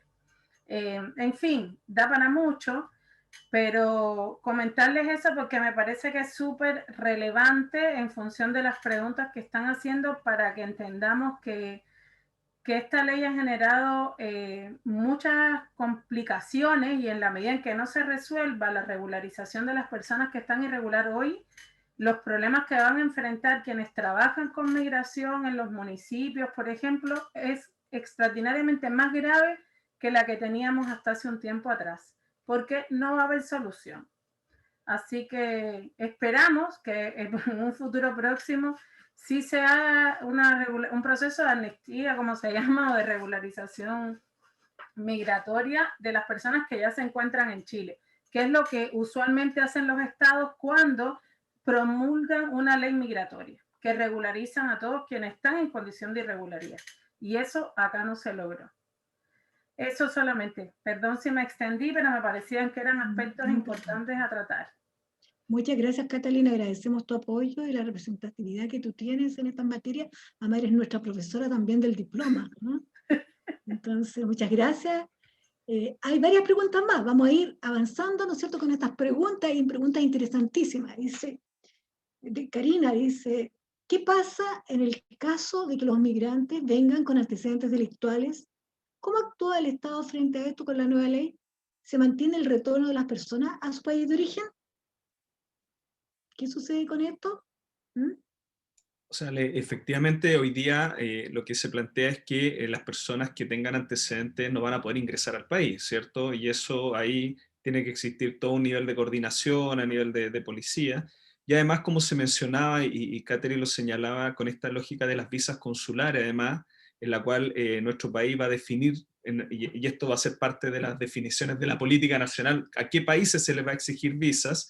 Las personas van a tener que hacer todas esas solicitudes en su país de origen, es decir, no van a poder llegar acá, van a poder ingresar y desde acá generar esos procesos. Entonces, claro, y yo creo que ese ha sido uno, entre comillas, de lo que más ha buscado esta nueva ley desde el punto de vista de quienes la han liderado, digamos, de poder instalar esta lógica de una migración, entre comillas, donde llega mucha gente con antecedentes delictuales, lo cual claramente no es así, pero bueno, pero efectivamente se establece aquello, digamos. Ok. Hay una pregunta bien interesante para quienes están en los... Hay una pregunta bien interesante para quienes están en los espacios de los municipios, dice. ¿Los municipios podrían tener un rol fundamental en ir más allá de la ley para asegurar derechos a población migrante? ¿El rol fundamental de los municipios en ir más allá? ¿Pueden hacer esto los Yo municipios? solo, yo solo voy a decir una cosa. Yo creo que actualmente el rol de los municipios está siendo un rol, o sea, está haciendo una acción del Estado del Estado local, digamos, que el Estado grande no está haciendo, ¿no? O sea, muchos municipios, no todos, están desarrollando acciones que en realidad son pro derecho. Acompañan, buscan, digamos, las líneas de fuga que ha tenido el sistema para poder llevar a cabo regularizaciones, procesos como de inclusión sociolaboral, etcétera, ¿no? Entonces creo que actualmente ya lo están haciendo. Si formalmente esto está establecido en la ley, yo me acojo a lo que dijo Cata, o sea, falta todavía el reglamento, el reglamento es en el fondo la bajada, porque estos son como principios y ahora veremos qué viene, ¿no? ¿Qué es lo que concreto? Se nombra a los municipios, pero de un carácter súper, van a tener voz. Ya sabemos que toda consulta alguien decide, no necesariamente el que fue consultado, ¿no? Entonces, el problema de las consultas que no son vinculantes es que después esas personas no tengan decisiones, no puedan pasar por las decisiones. A mí me preocupa la conformación de esta nueva organización migratoria porque está muy centrada en dos ministerios, el del Interior y Relaciones Exteriores. O sea, eso muestra un carácter de cuál va a ser la lógica que se va a sentar. En otros países está, por ejemplo, el Ministerio Social, como un fundamento aquí no, aquí está seguridad nacional y relaciones exteriores, o sea, es un carácter súper marcado y eso habla de la ley. No sé si a lo mejor alguien del municipio quiere señalar algo. Muy bien. Vamos a avanzar en la pregunta. Aquí, desde los municipios, nos vamos a ir hacia una noción, ¿no es cierto?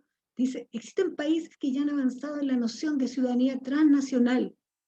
¿Qué se puede mencionar como para identificar experiencias? ¿Hay algunos países con esta ciudadanía transnacional? Esa es la pregunta, ¿no es cierto? Y más abajo Fedora dice, bueno, se debería avanzar hacia un concepto de ciudadanía global, que también está un poco en esa línea, ¿no? Entonces, ¿hay algunos ejemplos que pudiesen ustedes identificar o experiencias que se pueden mencionar con respecto al concepto de ciudadanía transnacional? O sea, lo que pasa que lo transnacional, claro, es un concepto, una noción, ¿cierto?, que identifica las prácticas que se generan entre migrantes, entre sus países, digamos, de origen y los países en los cuales residen, y que tienden, digamos, a influir, a incidir, digamos, en las realidades políticas, sociales de sus países de origen. Es decir, estando, digamos, ya residiendo en otro país, con sus prácticas, con los medios de comunicación, las tecnologías logran incidir, digamos, con los remesas, ¿cierto?, logran incidir. Entonces, si a una idea de ciudadanía transnacional, yo no sé si algún país así que lo ha establecido en alguna normativa específica, como es ese reconocimiento. Podría ser, no sé, el caso de Ecuador a lo mejor, que ellos políticamente además han establecido, digamos, que sus ciudadanos extranjeros pueden, o sea, los migrantes, digamos, pueden también incidir en la política local. Yo diría que por ahí, a lo mejor la Catalina, que ahí la veo que está, tiene Está mayor correcto. ejemplo. Dice que Sí. está correcto. Sí. Sí, yo Está creo correcto el que bueno, ejemplo. el ejemplo de Ecuador es uno porque Sí, se plantean sí. desde el inicio en la Constitución como país migrante. Ahora, es la lógica de la ciudadanía. Yo creo que no necesita decir la Constitución apelamos a una ciudadanía transnacional, sino que ¿quiénes van a ser sujetos de derecho? ¿Chilenos? Porque así se nombra actualmente, chilenos, chilenas, o van a ser todas las personas residentes en el territorio. Eso es muy diferente. La construcción es legal. Entonces, si se apela a todas las personas que habitan en un territorio, ya se está hablando que no solamente van a ser las personas nacionales, ¿no? Entonces creo que ahí hay un tema que no tiene por qué decir ciudadanía transnacional, sino que va a romper la lógica de ciudadanía si se logra instalar una visión crítica de eso, o cómo se va a instalar las personas migrantes dentro del discurso de la Constitución. Yo creo que la Constitución de Ecuador es un ejemplo, también la uruguaya, algunas a tipos de la Argentina podrían ser. Y en marcos interculturales, la misma boliviana con sus reparos que puede tener y también podría ser. Muy bien. Agradecemos a Katherine, ¿no es cierto? Y a Héctor de habernos encontrado los ejemplos, porque esa era la pregunta, ¿cierto? Ahí estábamos contestando, donde no estábamos contestando. Muy bien, profesores del diploma, muy bien. Muy bien. Entonces dice, la pregunta de Rosita Pinto dice, ¿es posible que el reglamento de la ley, que aún no está publicado, pueda hacerse cargo de algunos de los aspectos que generan inquietud, como las visas consulares? Que hace pensar en el aumento de la migración irregular. Si no es así, ¿es el Consejo de la nueva institucionalidad quien debería hacerse cargo de ello? El tema de las visas consulares es el tema central de acá. ¿Qué El pasa? reglamento se tiene que sujetar a lo que dice la ley. Y en la ley está establecido el tema de las visas consulares. Entonces yo creo que no se va a hacer cargo el reglamento de aquello. Esto ya pasa por una reformulación de la ley. Es un poco, a propósito de lo que plantea Julia, dar la respuesta como a la pregunta. Sí, ¿Ya? no sé, ¿cuál era la otra? Esa era el tema de las visas consulares y había algo más, perdón, Julia. No, dice que preguntaba si el reglamento se iba a hacer cargo del asunto de las inquietudes como la visa que era una, las visas consulares. Y el otro dice, esto hace pensar en el aumento de la inmigración irregular. Si no es así, ¿es el Consejo, la nueva institucionalidad, quien debería hacerse cargo de ello? ¿Cuál va a ser el rol del Consejo? ¿No? Esa es la pregunta. Lo que pasa es que no está todavía el reglamento, pues no se Sí, sabe, porque eso está a puerta cerrada, no está trabajado con la ciudadanía ni con las organizaciones. Entonces no sabemos muy bien cómo va a ser ese reglamento. Es posible que sea solo asegurar que las cuotas, porque los requisitos que se van a tener para poder, qué tipo por ejemplo, ya, en Dominicana, cuántas personas, cuántos porcentajes va a tener, etcétera, ¿no? Porque también eso regula, pero eso no se va a saber hasta que salga el reglamento. Y si eso queda como establece unas normas y luego quedan nebulosas, obviamente el Consejo es el que tiene que hacerse cargo de esa pasión. Hay palabras solicitadas de Claudia sí, Rojas y de...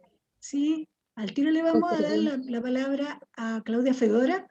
Claudia, ¿tú querías Perdón, referirte? sí, ¿Sí? perdonen, lo que pasa es que mi curso y yo, los profesores, nos tenemos que salir, así que un comentario muy corto. Bueno, Sí. más que pregunta, comentario. Yo he estado siguiendo esto de la ley porque yo trabajo sobre exilios y asilos, entonces me convoca mucho, ¿no? La ley, bueno, y la ley efectivamente da miedo. La ley da miedo. Yo creo que esta ley, en el contexto que estamos viviendo, en este contexto de convención constituyente, no debiera salir como está, porque se ve un énfasis puesto en el tema del control. Yo lo veo muy fuerte en la manera en que está redactada, en pequeñas cosas que logramos visualizar, y también en esto de la seguridad interior del Estado, ¿no? Porque eso es muy laxo, es muy amplio y eso da para muchos abusos, ¿no? Entonces, yo pienso que, bueno, este conversatorio es muy valioso porque creo que la ley es importante, pero hay que hacer un trabajo también de cambio cultural, ¿no? De cambio de la propia sociedad chilena y abrirse, ¿no? Abrir la mente a esto de la ciudadanía global. Hay que hacer un trabajo yo diría que se tendría que integrar el Ministerio de Educación para poder, no sé, pues este tipo de fenómenos que ha sido un fenómeno histórico, poder verlo de otra manera, con otros ojos, porque también olvidamos que nosotros fuimos migrantes. En los años 70, un gran porcentaje un gran número de población de Chile salió a otros países, y de eso no se habla. De eso no se habla, no se valora, no se reconoce, no se tiene ninguna idea. Entonces creo que la ley está bien, pero que aquí tenemos un problema cultural bastante grave, de mucha xenofobia, en fin, perdónenme, el tema me apasiona, pero yo me tengo que ir. Así que seguiré con los estudiantes hablando de esto de la ley. Pero creo que esta ley definitivamente en el contexto no debiera pasar. Gracias. Muchas gracias, Fedora. Muchas gracias por tu participación. Hay 2 o 3 más preguntas, ¿no es cierto? Que son, hay una de Rodrigo Díaz, dice, hay una intervención, dice, la migración no termina con la situación legal de quienes ingresan a nuestro país. En el caso de migrantes que acreditan condición de provenir de países con situación de guerra civil o persecución, acá en Chile tienen muchos beneficios, incluso por sobre los propios chilenos. En el caso de obtener subsidio o acceso a la vivienda social, adquieren 300 puntos que ningún chileno puede obtener. Entonces, esto sería un comentario de Rodrigo. No sé si Rodrigo quisiera, si está presente todavía, quisiera... adelante, Rodrigo. ¿Le podemos abrir el micrófono a Rodrigo Díaz Muñoz, por favor? Porque él quiere opinar sobre refundamental. Adelante, Rodrigo. Hola, buenas noches a todos. Hola. En el caso mío, yo trabajo en una organización y tengo mucha relación con juntas de vecinos y gente que pertenece a comités de vivienda. Y aquí puedo decir que dentro de la comuna de Puente Alto no existe la xenofobia como tal. O sea, las personas entienden que son personas de otras nacionalidades, de otros países que han llegado acá a Chile y que obviamente buscan sus oportunidades. Como buenos chilenos, estoy diciendo que ellos le abren las puertas muchas veces y aceptan a condición a personas de otros países como Haití, Venezuela, Colombia, entre otros que han llegado acá. Pero la principal queja es que no tienen el acceso a personas que han buscado vivienda y han hecho los ahorros durante 5 o 10 años, y en cambio personas que han llegado o obtenido nacionalidad hace muy poco, sí tienen ese beneficio. Y investigando un poco, para obtener este crédito, perdón, este subsidio o acceso a la vivienda, hay un ítem que es súper relevante, que son 300 puntos que se pueden adjudicar solamente a personas que demuestren persecución política o provenir o tener algún tipo de relación con violencia, no es étnica, se me olvidó el concepto. Y obviamente los chilenos no lo pueden obtener.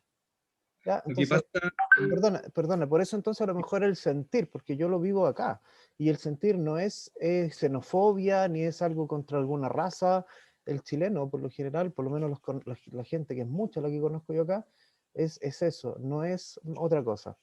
Sí, lo que pasa es que ellos están, entendamos que en Chile igual tenemos una ley de refugio, digamos, que digamos, para atender a las personas refugiadas, a las personas que son víctimas de persecución política, de guerras civiles, de situaciones donde efectivamente en su país de origen tengan riesgo de su vida. Y esas personas tienen, digamos, bajo esta ley, digamos que la ley, no recuerdo el número, 20.430 parece, no me acuerdo exactamente, pero en base, claro, son esas personas que están bajo esa condición y respecto a la cual hay un proceso del Estado en el cual se determina efectivamente que esas personas cumplen esas situaciones, esas condiciones, y eso está amparado en el marco de los derechos humanos, de la Declaración Internacional de los Derechos Humanos. Entonces, eso es importante tenerlo presente, porque no es que cualquier persona que venga y diga, sufro persecución política, no, hay un proceso en el cual se determina efectivamente que están sujetos a eso. Y además hay que señalar que también en Chile, de la cantidad de personas que solicitan refugio, yo no tengo el dato, pero claro, no a todas tampoco se le da, digamos, ¿cierto? Entonces, eso como una consideración, porque efectivamente, insisto, esto es un estatuto a nivel internacional, el de los refugiados, el de protección a los refugiados, y todas las personas que sufren, que son víctimas, digamos, de guerras, de persecución, de violencia en sus países de origen, y que se demuestra aquello, obviamente. Eso.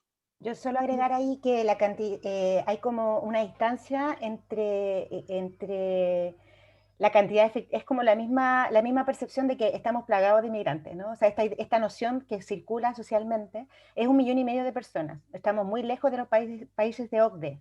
¿No? Los países OCDE están sobre 15%, 20% llegando a la cantidad de población.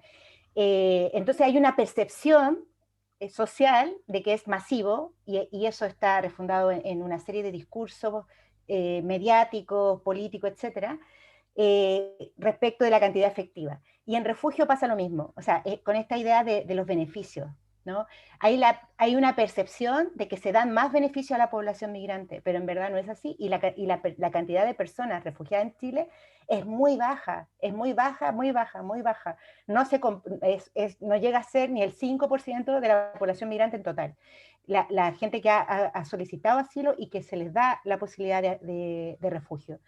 Y esas personas son las únicas que pueden postular a ese porcentaje. Entonces creo que ahí claro, la gente puede leer la normativa y pensar, todos los migrantes están en esta calidad, y no es así.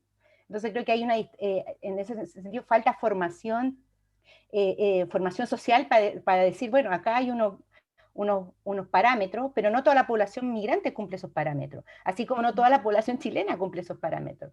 O sea, no tiene que ver tanto si a los migrantes se les privilegia o no, sino que en el fondo esta situación de refugio, obviamente, como pasó también a los chilenos en el extranjero, cuando tienes una posición de refugio, te dan ciertas condiciones, pero es tan mínima, en Chile la posibilidad de refugio es muy baja, y generalmente es por persecución política, casi la mayoría de los casos. No, por ejemplo, orientación sexual, identidad de género, cualquier tipo de otra persecución no están siendo reconocidas como objeto de derecho de refugio. Es muy restrictiva la ley en Chile. Entonces, creo que en ese sentido hay que tener como claridad de que no es masivo la adquisición de esos puntajes, digamos. Muchas gracias. Tenemos varias opiniones más y hay algunas preguntas concretas y me voy a referir a esas preguntas concretas porque creo, ¿no es cierto?, que ya estoy viendo que se están retirando bastantes personas y a esta hora parece ser que ya estamos un poquito agotados. Hay preguntas súper interesantes, ¿no es cierto?, que tienen que ver, por ejemplo, con la flexibilización de los requisitos de visas y optimización del tiempo de la entrega, que es un tema, ¿no es cierto?, dice que se demoran más de un año, nos dice Sebastián, ¿no? Dice, hay una demora de más de un año en entregar una visa y más de 2 años la permanencia definitiva. Dice, ¿por qué? Porque así los migrantes quedan en una situación irregular. Entonces, ojalá, esperamos, la pregunta va hacia la flexibilización, va hacia ello, ¿no? Esperemos que, tal como decía Héctor, con estas medidas se pueda obtener algo, pero tal como nos dice Catherine, vamos a tener problemas, ¿no? Vamos a tener también igual situaciones que no van a fluir. Y entonces también hay otras preguntas que hablan sobre claridad en torno a la nueva institucionalización local al área de la ley, y entonces las preguntas que son relativas a qué va a suceder efectivamente con este marco regulatorio, van a haber cambios, ¿no es cierto? Se fortalecerá la figura de las oficinas municipales de migración o charlas de capacitación en liceos y comunidades, también, ¿no es cierto? Son preguntas muy válidas de lo que va a suceder específicamente en los territorios, ¿no es cierto? En los municipios ya explicaban, ¿no es cierto?, que hay diferencias, ¿no? Explicaba otro de los colegas también que hay espacios locales donde hay hay diferencias con esto, ¿no? También dice, hay algunos comentarios con respecto a, ya lo decía Claudia Fedora, a la ciudadanía global, ¿no es cierto? También Paola dice, la migración es un derecho, ¿no es cierto? Dice, bueno, las otras preguntas son todas me tengo que retirar también. También los requisitos máximos de edad para los migrantes están en esta ley. Se estipula si hay requisitos de edad, también sería una cosa como importante saber. Eso, y en general yo creo que hay otras ideas sobre si pensamos en que todos chilenos y extranjeros pagamos el impuesto más regresivo del país, el que recauda más para el presupuesto del país, todos deberíamos tener derechos y deberes, ¿no es cierto? Y dice IVA. También hay dice, falta la palabra Tania. Tania, adelante. Ya sabemos que ya estaba al final ahí, Tania es la que va al final a contarnos, a preguntarnos, a darnos alguna idea. Tania, es tuyo el espacio ahora. Gracias por la participación, por la invitación. Yo hablo de parte del equipo de la Oficina Municipal de Migrantes y Refugiados de Quilicura. Tengo unas preguntas ahí respecto al municipio, como que hacíamos difusión o algo así. Lo que nosotros hacemos principalmente es orientar y asesorar a los migrantes en temas migratorios, ya sea para las solicitudes de visa, los cálculos de multa, ayudas sociales, derivaciones, etc. Pero sobre todo orientarlos para que hagan el trámite correctamente bien, ¿ya? También nosotros tenemos un convenio directo con extranjería que se llama sello migrante, que a través de este nosotros tenemos contacto por correo electrónico para enviar todas las consultas más complejas que tenemos de los migrantes. Y no todos los migrantes saben que nosotros tenemos este nexo con extranjería para ayudarlos a hacer las consultas pertinentes. Además, extranjería nos responde en máximo 3 días en casos que ya son complejos y nos pueden ayudar. Pero no obstante, tampoco es que sea un aporte tan valioso, porque usualmente, como también es del Departamento de Extranjería, cuando nosotros necesitamos como una respuesta más sensata o algo así, solamente nos dicen que la solicitud está en trámite, que se manda la solicitud a la sección correspondiente. Son a veces respuestas muy automáticas. Pero sí hay casos que sí podemos ayudarlos para que hagan bien los trámites. Y así también nosotros también incentivamos a que los migrantes estén siempre informados. Manejamos también nuestras redes sociales, Facebook, Instagram, para que se mantengan informados. Hacemos afiches publicitarios de cómo hacer la solicitud de la permanencia definitiva, cómo hacer el estampado electrónico, cómo hacer esta solicitud, cómo revisar el estado de trámite. Entonces, intentamos llegar lo más posible a la comunidad migrante para que ellos también se mantengan informados, porque también sabemos que desde el gobierno central no es mucha la información que dan para que ellos se mantengan informados y regulares. Ahora, sobre todo que salió la nueva ley migratoria con el artículo transitorio 8 de la regularización migratoria, estamos haciendo lo posible para que se informen y se regularicen los que pueden hacerlo, porque sabemos que en sí queda un vacío legal para todas las personas que no se pueden regularizar, porque si bien hasta personas que ingresaron antes del 18 de marzo del 2020, ahí si bien, como decía Karen, queda ahí un vacío de qué pasa con estas personas, o qué pasa con los migrantes regulares que no quieren irse del país en 180 días, ¿qué va a pasar con ellos acá? Pues si no se quieren ir, ¿qué nos dice la ley respecto a eso? Absolutamente nada. Entonces, ahí queda a ver qué va a pasar con estas personas que se quedan en Chile y se van a quedar en esta situación irregular.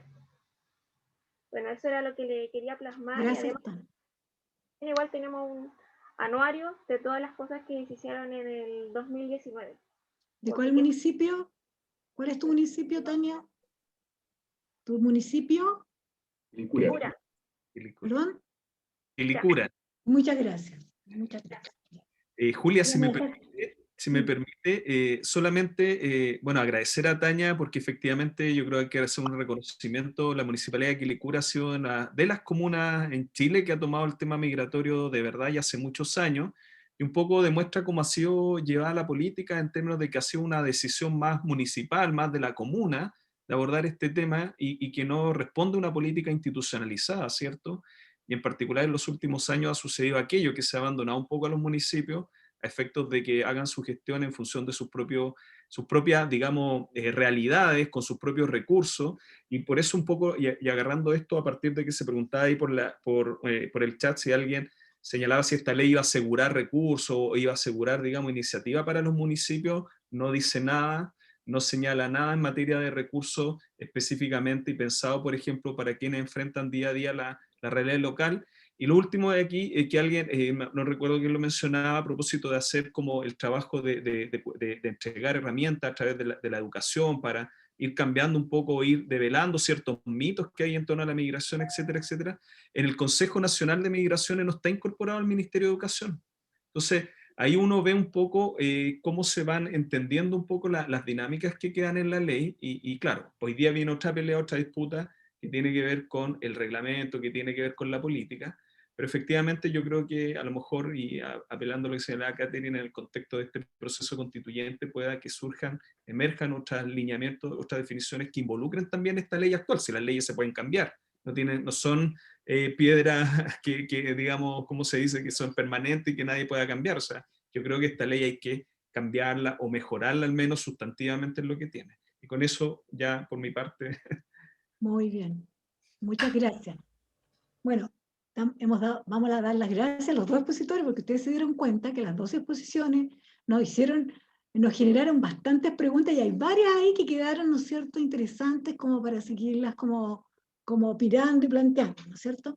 Como ustedes han visto, esta temática y esta realidad y esta ley y esta es parte, ¿no es cierto?, de la contemporaneidad y de los momentos en que nosotros como país tenemos que tener, ¿no es cierto?, y armarnos de herramientas. Y una universidad del Estado como la nuestra, ¿no es cierto?, tiene también su deber de poder preparar, ¿no es cierto?, a los profesionales y a las nuevas generaciones y a los profesionales que están en el ejercicio en esta área. Y por ello, ¿no es cierto?, además de agradecerle a Catherine Galás, ¿no es cierto?, a la académica Catherine, ¿cierto?, y a Héctor también, a nuestro académico, queremos nosotros al mismo tiempo dejar con ustedes, ¿no es cierto?, a Héctor Reyes, que nos va a comentar en algunas palabras, ¿no es cierto?, en qué consiste este programa que ¿no es cierto?, ha surgido de algunas instancias, ¿no es cierto?, de trabajo y ha surgido con la DIRECAP para poder, ¿no es cierto?, formar y responder a este debate y a esta necesidad nacional de formar profesionales en el área de las migraciones. Así que, Héctor, Gracias, Julia. para promover, estamos promoviendo en este minuto el espacio que hemos creado con mucho cariño, ¿no es cierto?, para ustedes, en que ustedes han conocido a algunos de los profesores que están presentes, y los dejamos ahora con un espacio motivacional. Adelante. En realidad, este espacio lo va a hacer Rodrigo, que es otro colega bien. también de la Rodrigo, entonces. solamente aprovecharme que me dio el pase, Julia, para agradecerle a Catherine su disposición para participar en este conversatorio. De verdad, ha sido un enorme placer haber compartido este momento.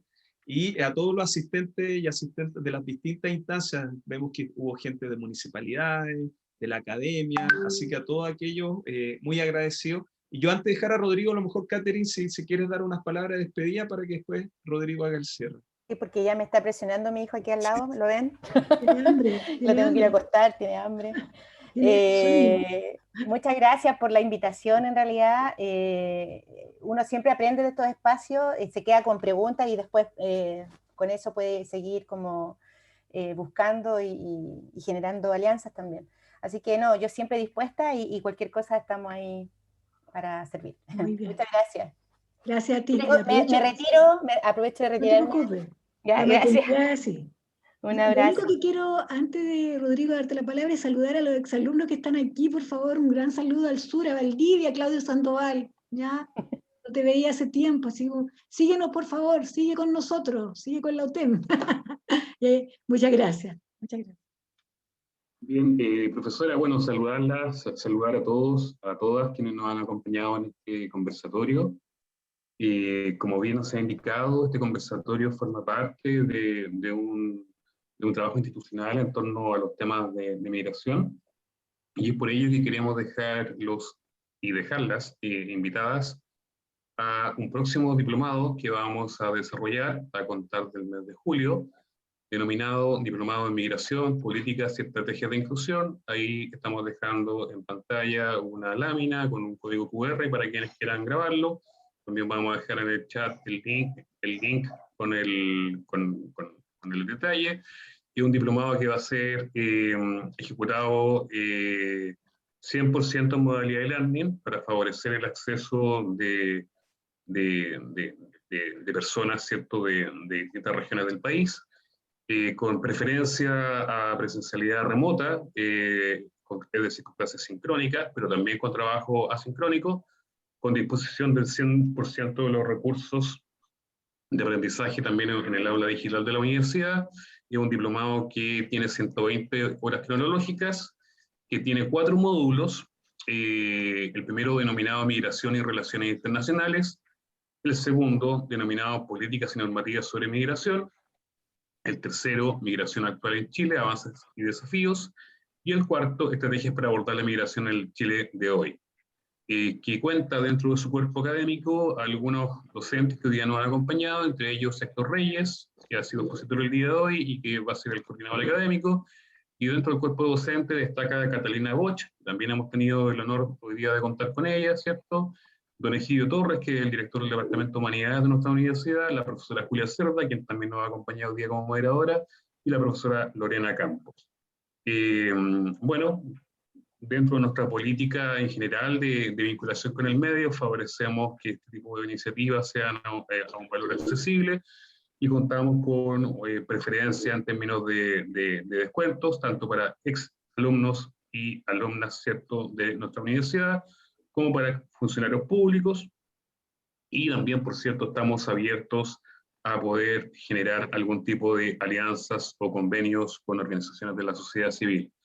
Así que sin más, y viendo que estamos ya casi un cuarto para las 9 de la noche, agradecerles y dejarles invitados, invitadas a que puedan conocer nuestro diplomado y bueno, y quienes se animen de participar en él, ya nos veremos y bienvenidos y bienvenidas sean. Buenas noches. Chao, gracias. Buenas noches. Nos vemos, que estén muy bien. Chao, chao, que estén bien. Gracias, profesora Julia, por su De nada. moderación. Me encanta.